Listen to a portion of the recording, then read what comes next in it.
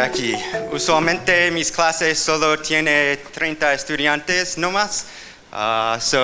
Quiero agradecerles por tenerme aquí en esta conferencia.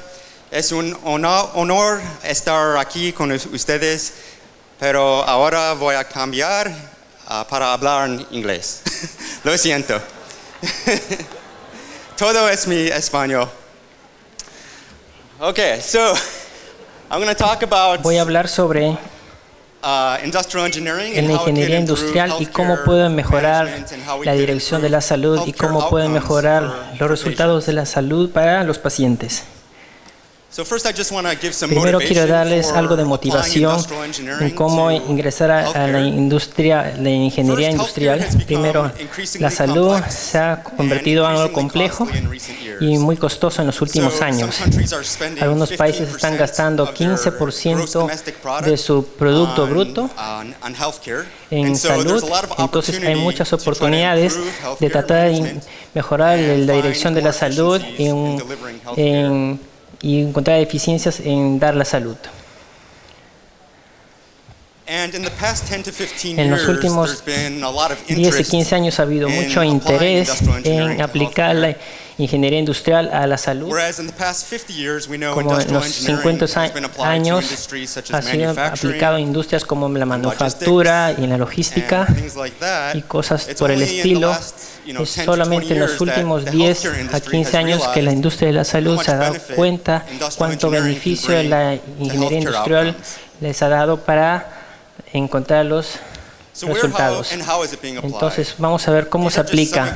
Estos simplemente son algunos ejemplos donde la ingeniería industrial son aplicados. Se aplica a hospitales, clínicas de salud, servicios de emergencia, ayudas humanitarias y lineamientos. Más específicamente, por ejemplo, en hospitales, las personas les hacen preguntas como qué compraron, cuántos doctores y enfermeras deberemos de contratar, cómo debemos programarlos para el cuidado y cosas por el estilo.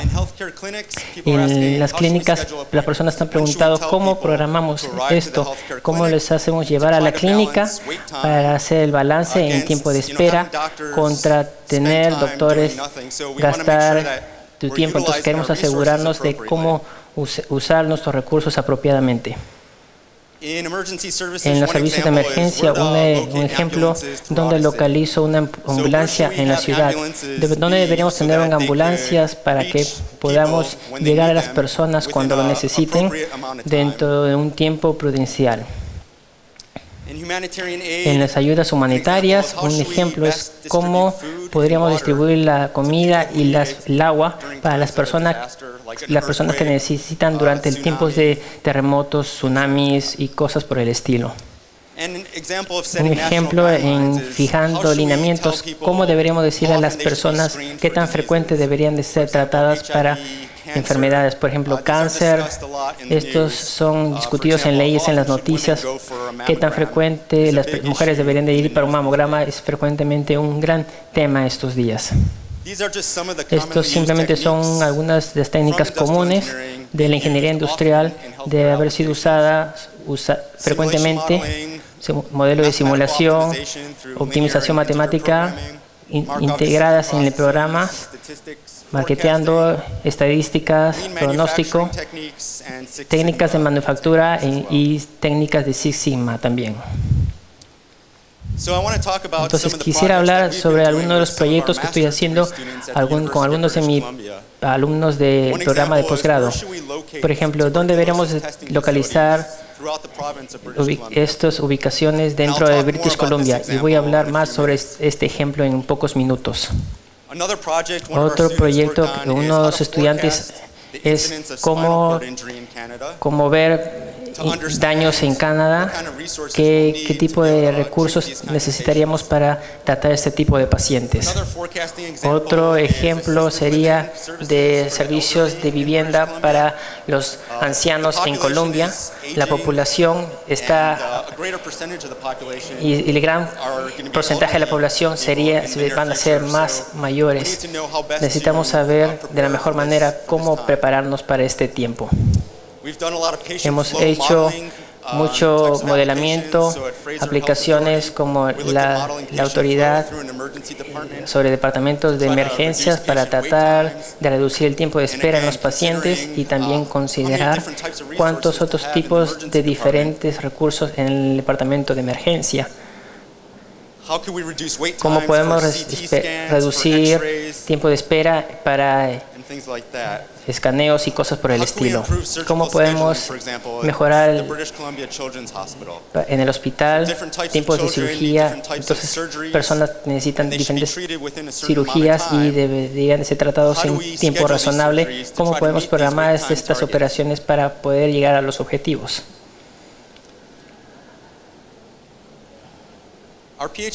Nuestros estudiantes están también trabajando en varios temas relacionados.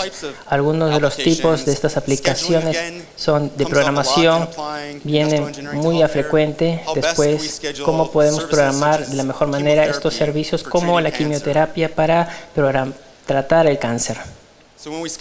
Entonces, cuando programamos la quimioterapia, estamos viendo a un paciente para que tenga el tratamiento una semana o 2 semanas o un mes, dentro de un mes. También unos estudiantes es cómo programamos el día de la operación, cuándo el paciente debería venir para el tratamiento.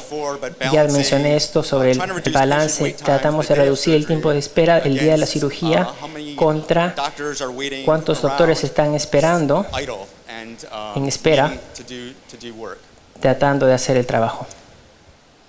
Uno de nuestros estudiantes ha visto la pregunta de cuándo deberíamos cambiar de un tipo de terapia para tratar el cáncer de próstata para hacer otra terapia de otro tipo de cáncer. La misma estudiante vio las preguntas de cómo trabajo de la enfermera. Entonces, ¿cuántas enfermeras deberían de ser aceptadas de universidades en diferentes tipos de especialidades para que tengamos diferentes enfermeras en diferentes especialidades en el futuro? 2 proyectos en los cuales estoy trabajando personalmente con alumnos de doctorado, cuando un paciente debería prepararse para diálisis. Entonces, pacientes con enfermedad crónica podrían tener que necesitar diálisis. Entonces, la pregunta es ¿cuándo deberían de prepararse para este tratamiento? Y un tema de lo que voy a hablar en más detalle en un par de minutos es la pregunta de tratamiento óptimo de pacientes que necesitan trasplantes. Entonces, voy a hablar de esto dentro de un poco. Primero voy a hablar sobre el proyecto del estudiante sobre el tema de la tuberculosis en British Columbia. Entonces, este es el mapa de Canadá y en la parte de la izquierda voy a mostrarles British Columbia, donde está la Universidad de British Columbia y donde aplicamos este modelo para tratar de mejorar la decisión de acciones. Entonces, la zona de British Columbia es una zona muy grande.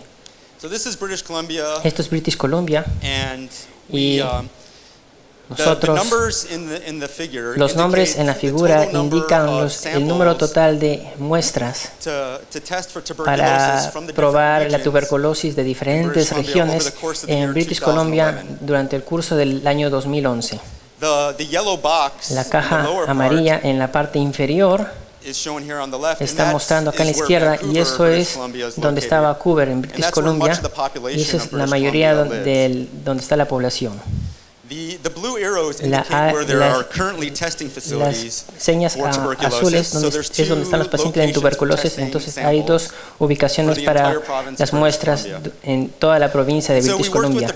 Hemos trabajado con el Centro de Enfermedades para ver dónde debemos colocar otras ubicaciones de prueba para tratar de reducir el tiempo de transporte para tomar muestras de diferentes regiones en todo British Columbia al centros de pruebas de una manera más rápida. Entonces, por ejemplo, estas son ubicaciones posibles de nuevos centros de pruebas en British Columbia. Y queremos ver dónde deberíamos ubicarlas.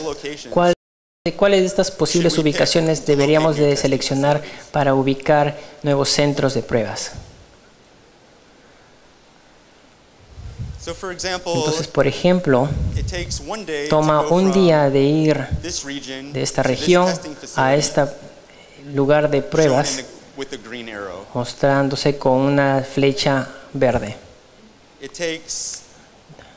Toma 3 días, por ejemplo, de enviar la muestra desde esta región al centro de pruebas mostrado con la otra flecha verde.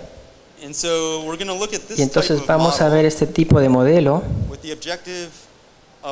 con el objetivo de cómo podemos minimizar el tiempo de transporte para todas las muestras a través del curso del año. Las decisiones que serán consideradas en este modelo son dónde deberíamos de ubicar este laboratorio y qué capacidad debería tener. En otras palabras, cuántas muestras por día deberíamos de equipar este laboratorio para procesar muestras de tuberculosis. Las entradas que necesitamos para este tipo de modelo son los tiempos de transporte entre cada región y entre cada ubicación del laboratorio, en ambos, los cuales están ubicados ya, y las posibles ubicaciones.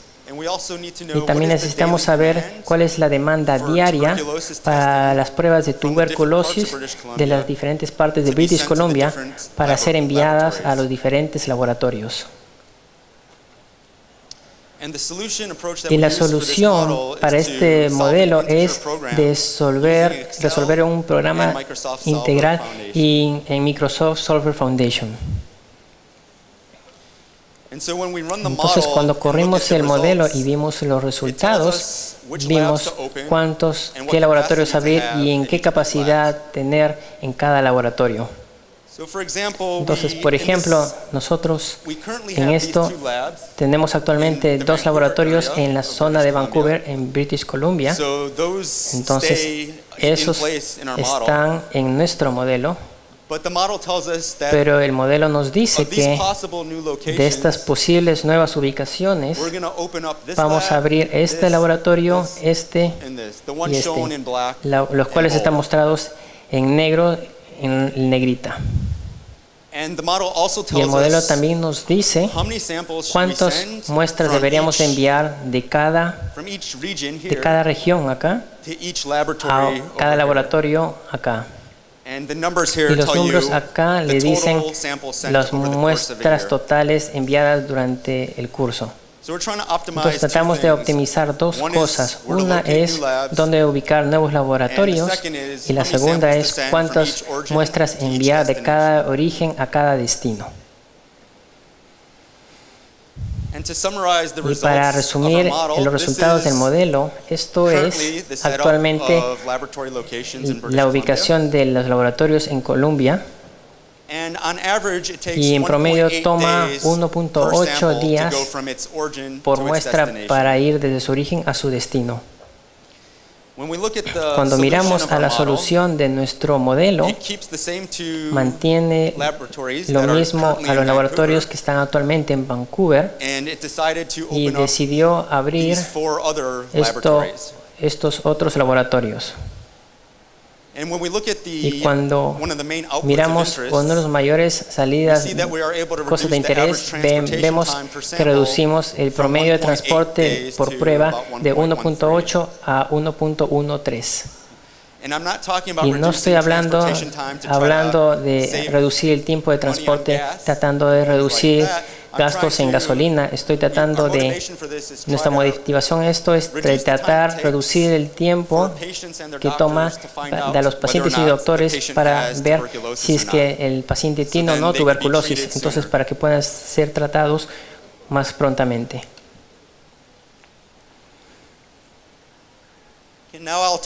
Podemos hablar ahora un poco sobre el otro proyecto que mencioné, estoy haciendo con uno de mis estudiantes de posgrado, muy diferente del anterior.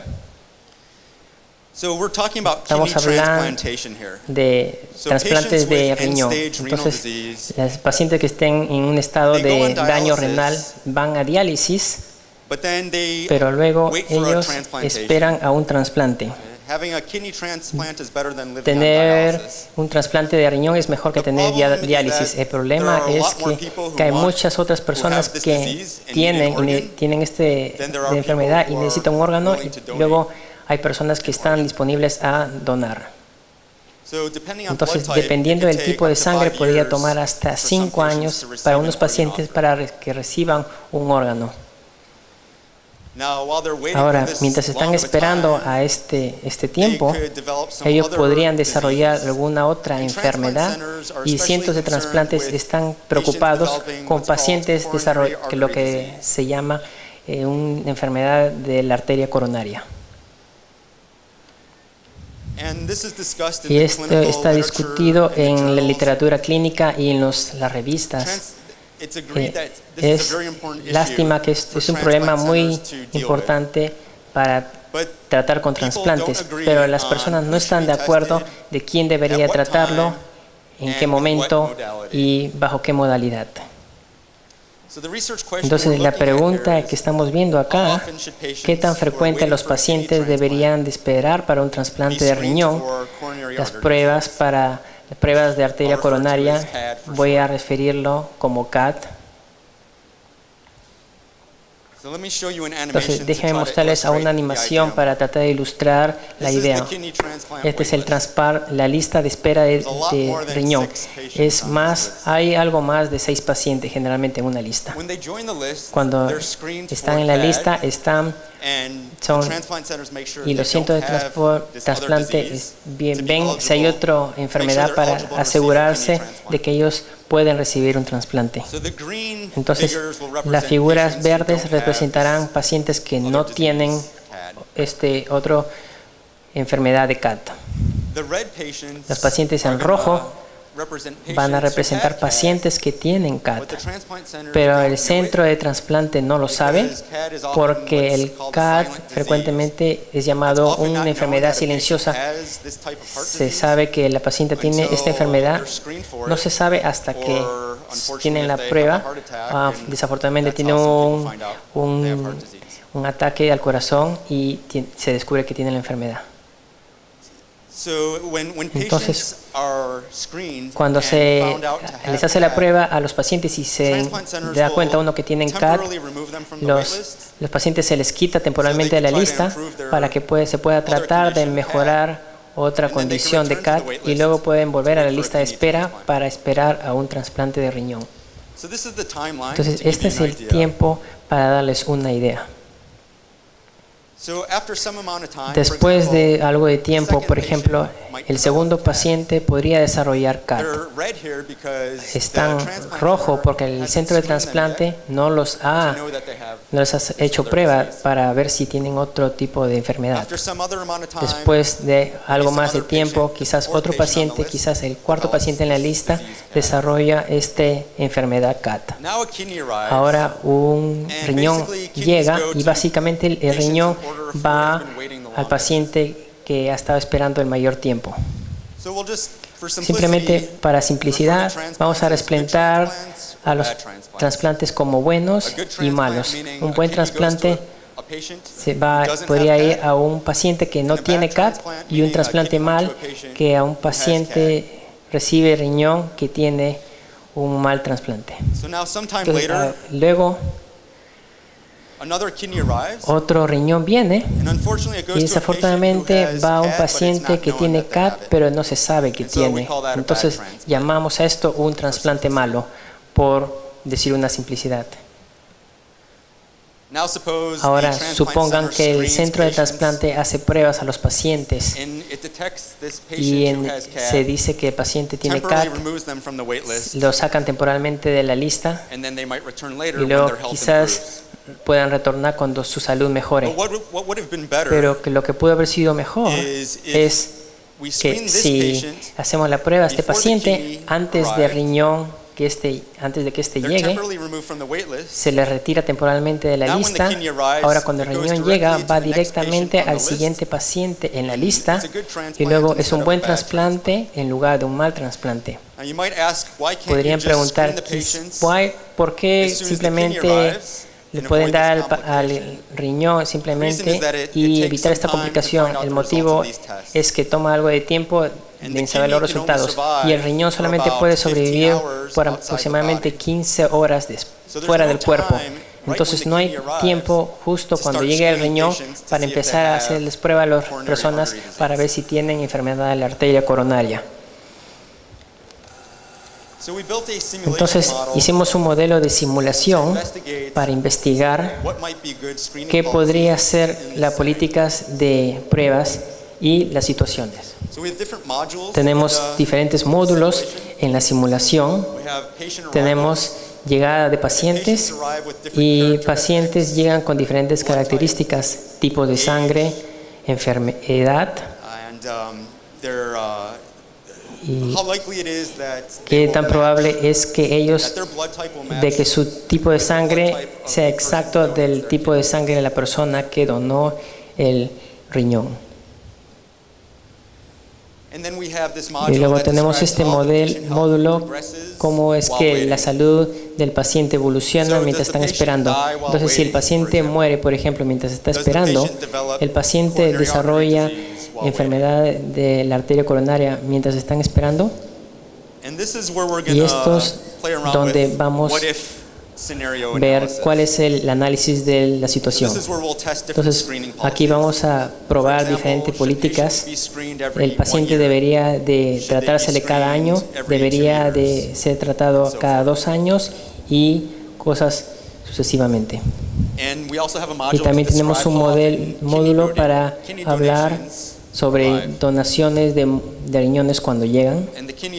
Y los riñones también tienen características como el tipo de sangre del donante y si los riñones llegan como uno o como pares.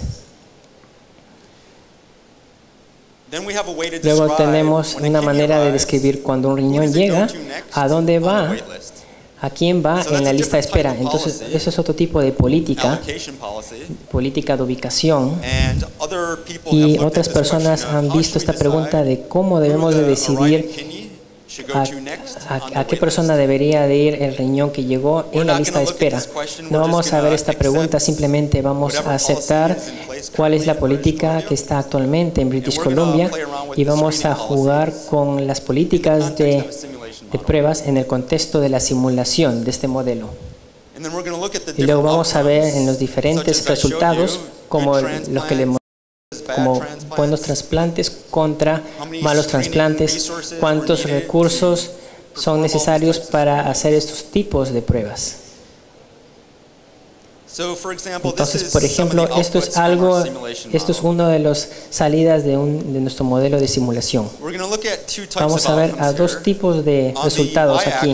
En el eje Y tenemos una proporción de malos trasplantes. Entonces, ¿qué porcentaje de trasplantes van a pacientes con enfermedad de la arteria coronaria?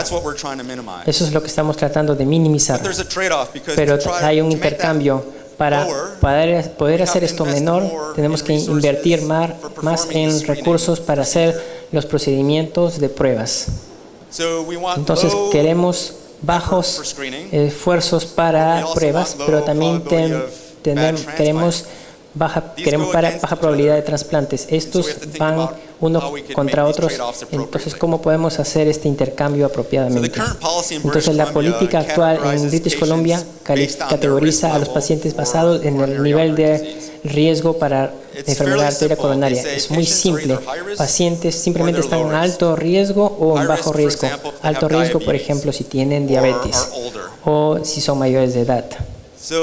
Entonces ellos dicen, para pacientes de alto riesgo, hagámosles la prueba cada año y para pacientes de bajo riesgo, hagámosles pruebas cada 2 años. Queremos ver al efecto de cambiar estos tipos de políticas. Para darles una idea sobre los intercambios involucrados en esta decisión, podemos pensar sobre más pruebas frecuentemente. En alto riesgo les hacemos pruebas cada 6 meses y en bajo riesgo cada 2 meses en lugar de 1 año o 2 años. Como podrían esperar, tenemos que usar más recursos de pruebas para hacer eso. Entonces, en lugar de 450 pruebas en la actual política, estaríamos haciendo de 675 pruebas si hacemos las pruebas a pacientes más frecuentemente. Ahora, el beneficio es de que también hemos reducido la proporción de malos trasplantes. Entonces hemos decrementado en el eje Y, pero hemos incrementado los recursos que necesitamos. De otra parte, podemos decir, ¿qué tal si hacemos menos frecuentes las pruebas? ¿Qué si hacemos las pruebas a los pacientes cada 3 años para ambos niveles de riesgo? Ahora vemos la otra cara de la historia, el otro intercambio. No estamos haciendo pruebas frecuentemente como podrían esperar. Tenemos un alto riesgo de hacer trasplantes de alto riesgo, pero también estamos usando menos recursos.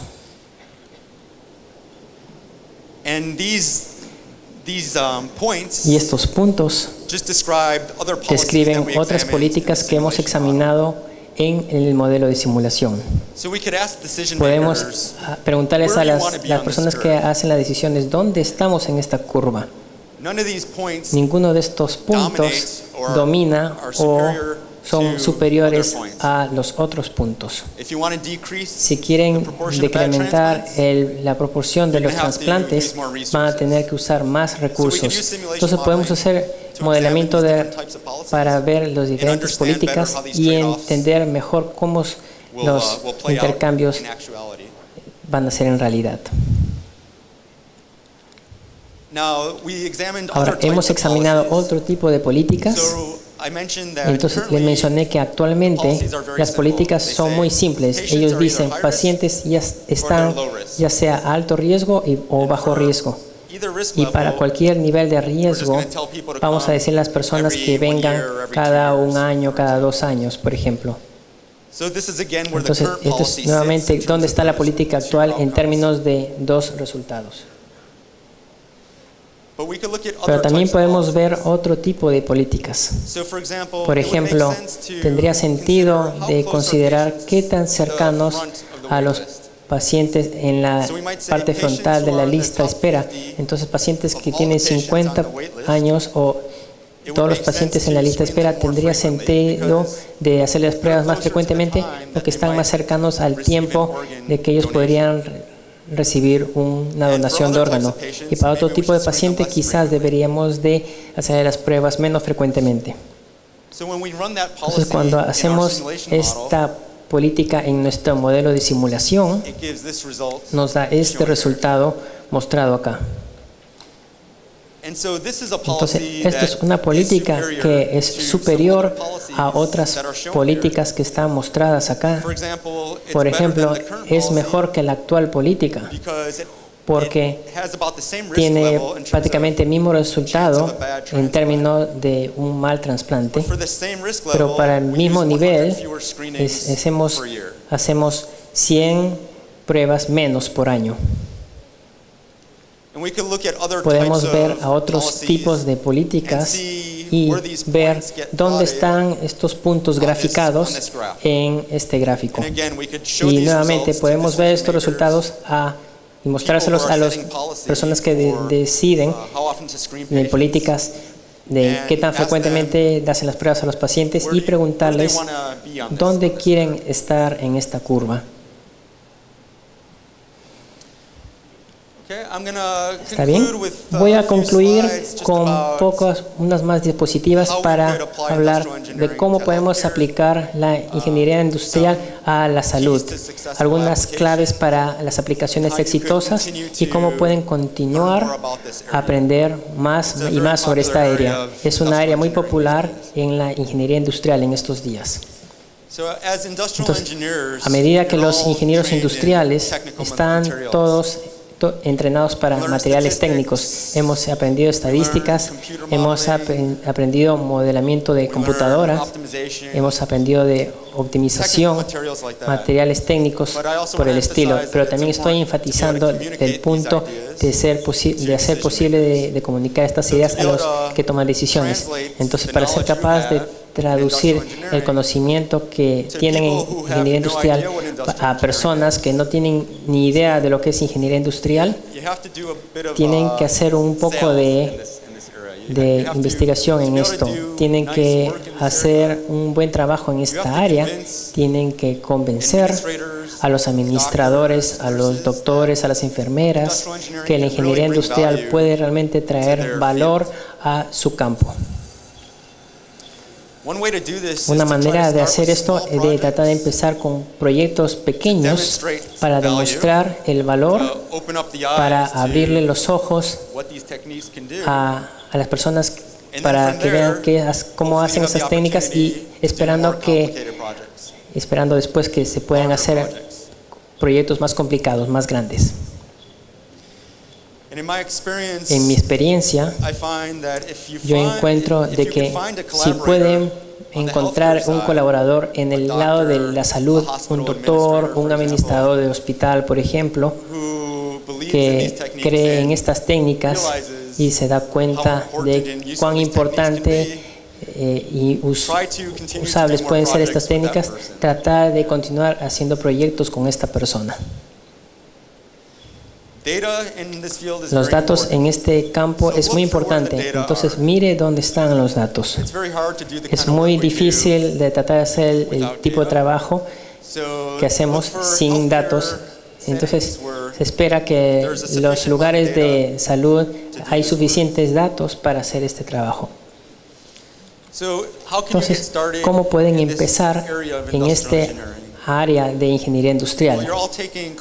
Todos están tomando clases, entonces una oportunidad sería de que podría hacer un proyecto trabajando con un hospital. Estaba hablando con un estudiante tempranamente que hacía el modelamiento de su simulación para un hospital en Piura y modelando cualquier tipo de operaciones en el hospital.